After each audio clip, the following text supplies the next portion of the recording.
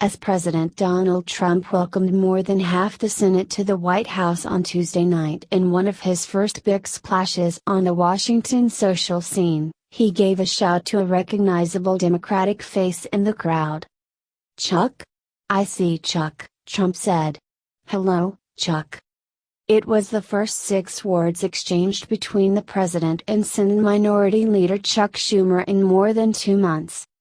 The Trump-Schumer relationship was supposed to have been one of Washington's most intriguing this year. Instead, they've had virtually no relationship at all, with 0 one-on-one meetings or even private conversations on the phone since Trump took the oath of office. "Right now there's not much to talk about, okay?" Schumer told Politico in an interview last week. Schumer's name has not come up, a top White House official said of conversations with the president. "He really hasn't mentioned him in a long time. That's really telling in and of itself." After Trump's spectacular failure to advance healthcare legislation last week among his fellow Republicans, the president has suggested that he's open to rekindling his relationship with congressional Democrats.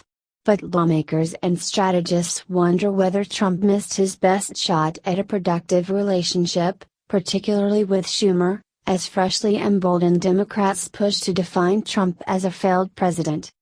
"Any type of cooperation with Trump is looked upon as treason now," said Representative Peter King, a New York Republican who knows both men. The silence is an abrupt turnabout from their regular banter last November and December when the 2 outer borough dealmakers, both of whom perfected the art of self-promotion in New York's tabloids, spoke roughly a half-dozen times and engaged in happy talk of working together. Then, Trump tweeted favorably about Schumer's smarts. Now, the president calls his home state senator the head clown of the Democrats. How Trump and Schumer went from phone friends to silent strangers in a matter of weeks was described by a dozen advisors and friends of both men, who said the fissures date to almost the moment the calendar turned to 2017. From Trump's perspective, there was Schumer's rude rebuttal of his inaugural address, anger about Schumer labeling the GOP health care plan "Make America Sick Again," and deepening frustration with his procedural stalling tactics over confirming cabinet picks as well as Trump's Supreme Court nominee. From Schumer's vantage, Trump bypassed even the patina of bipartisanship as he forced one controversial executive order after another and pushed a Republican-only repeal of President Barack Obama's signature health care law. "He moved. He, not me," Schumer told Politico. "He moved so far over to the right that it's virtually impossible to work with him." But if Schumer believes Trump has been captured by the hard right, then Trump believes Schumer has been captive of the far left. "Chuck, I'm very disappointed, because he's a guy that should make deals for the people," Trump said recently on Fox News. "Instead, he's just an obstructionist." At the White House, Schumer has been mostly an afterthought. By the time we got to inauguration, any hope that Schumer wanted to actually work together to find any common ground was clearly gone, said a second senior administration official. As with so much else about Trump's presidency, the evolution of the relationship can be tracked in 140-character updates on Twitter. Back in November, Trump tweeted about their good relationship and the chance to get things done together. Jared Kushner, Trump's influential son-in-law, said in a closed-door speech that Trump and Schumer were closer policy-wise on infrastructure than Trump and Senate GOP leader Mitch McConnell. And in one phone call that leaked, Trump told Schumer that he personally liked him better than either McConnell or Speaker Paul Ryan. Trump probably thought Schumer was as shallow as he is and could be won over with idle flattery, said former top Schumer aide and Hillary Clinton spokesman Brian Fallon. Schumer is too savvy for that.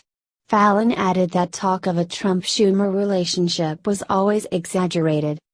By the first week of January, Schumer rolled out the "Make America Sick Again" slogan in Politico.